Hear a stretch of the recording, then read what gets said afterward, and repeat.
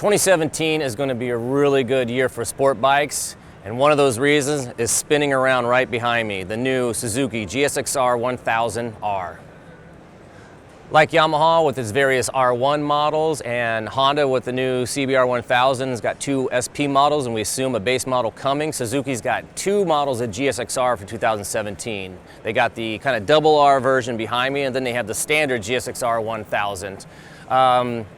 Pricing hasn't been determined yet. We're assuming it's going to be somewhat kind of like the R1, where it's going to be competitive with the base model R1, and then your R1M, the GSX-R1000R, will be, probably competitive with that bike.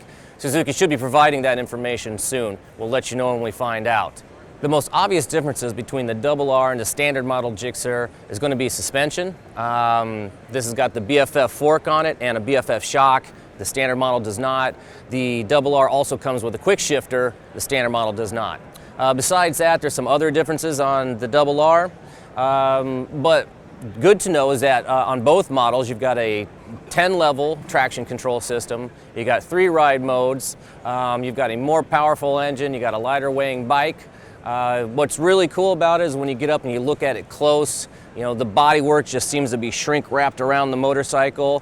There's a couple of just small external fasteners that you can see bolted in.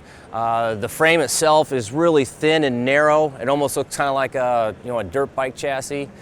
It's impressive to see the bike in person, having only seen it in photos so far. Something interesting I noticed here at AIMExpo is the bike behind me, the double R version, the space between the top of the fork leg and the triple clamp, there's got to be at least 1 inch to 2 inches of fork leg raise in there, which is kind of different for, coming from the stock factory setting.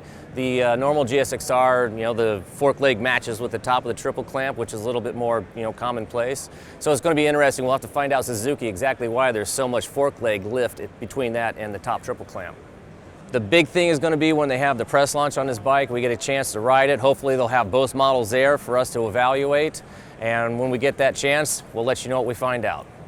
So check back on Motorcycle.com. Probably in the next few months or so, there'll definitely be a ride report on hopefully both models, and we'll tell you everything we can find out about it then.